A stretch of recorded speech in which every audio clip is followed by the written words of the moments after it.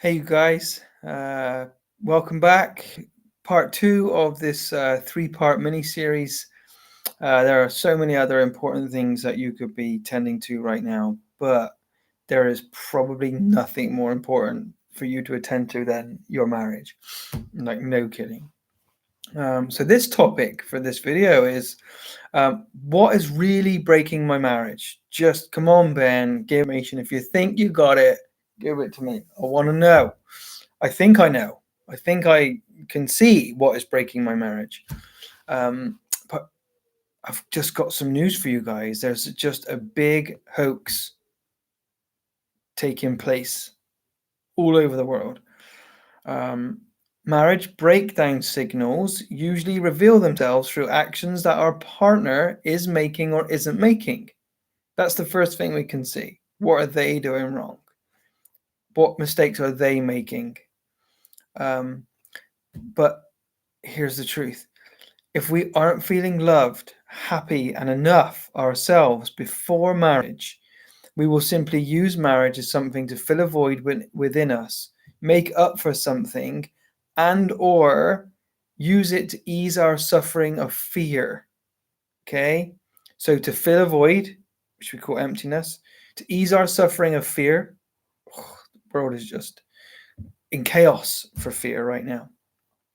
Or to ease our pain, sense of loneliness. This will work short term. Using someone else to rid yourself of all that stuff works short term.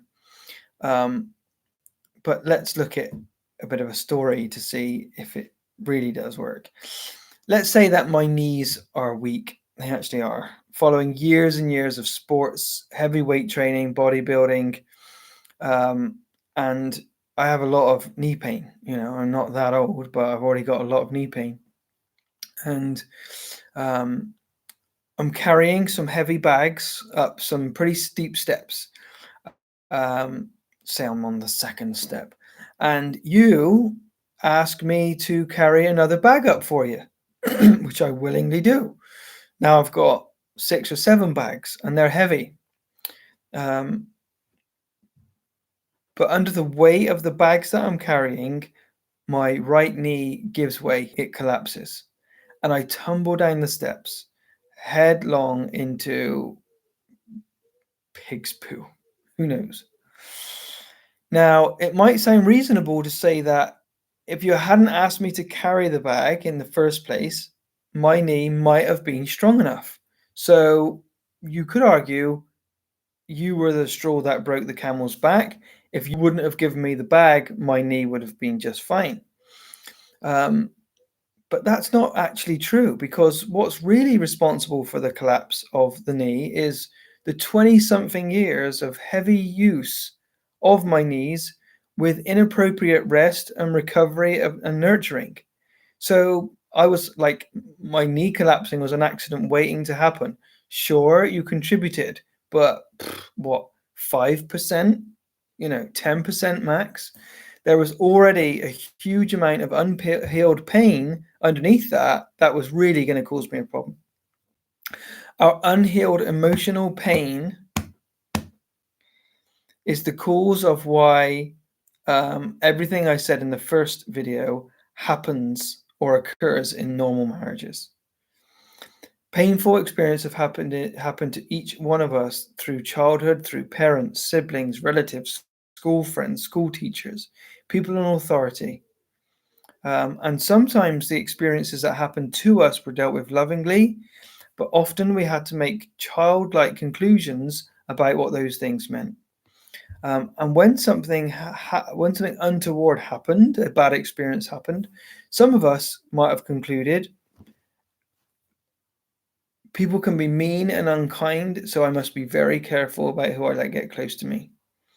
That fear prevails in an effort to protect you, but fear is completely uncontrollable.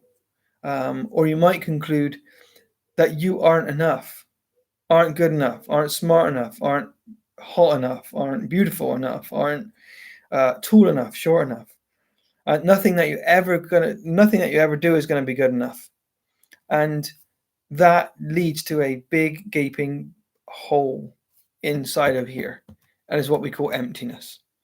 So fear is a horrible substance, but is something that largely keeps us separate from other people and stops us living the kind of life that we would really like to live.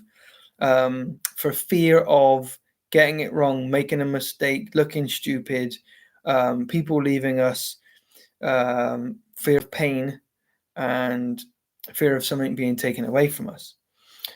The other is emptiness, the void. Fear and emptiness are expressions of our current and past pain, and the combination of the three, fear, emptiness, and pain, go hand in hand and are like the most specifically designed war machine to take down all marriages. Fear, emptiness, and pain are all three things that reside inside of you and are your contribution to why your marriage is breaking down right now. I know that's really hard to hear. Sure, your husband or wife is making a contribution to that too, but we can't change them. And I've got some questions here to help you elicit some of the information that goes along with this content.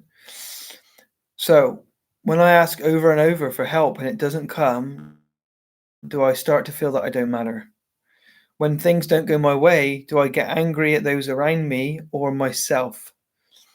When people make mistakes at my expense, do I act hurt and use it to stop other people repeating it or leave me alone? Do I attract a particular type of person because I feel safe with them and or useful to them? Am I tolerating my current job because I'm worried about what else might be out there and I might just not be enough to get it? Do I work hard to love my family, but it's just never enough? Does my wife nag me over and over and I just want her to leave me alone? Do I use pornography and masturbation? Do I like it or pretend I am not bothered when men obviously find me attractive? Do I have to be right always? Do I judge others? Hey, the list is endless here. And again, there are just some questions to help you think about the things that you're really afraid of or get some clarity around this kind of emptiness that you carry around with you. There are tons more questions you can ask. It's not about the fear of spiders or snakes. It's not the same thing. So hopefully you guys, that sheds some light on the truth and helps you move a bit closer towards gathering the information you need to build a better marriage. So it's been lovely being with you. Look out for video number 3.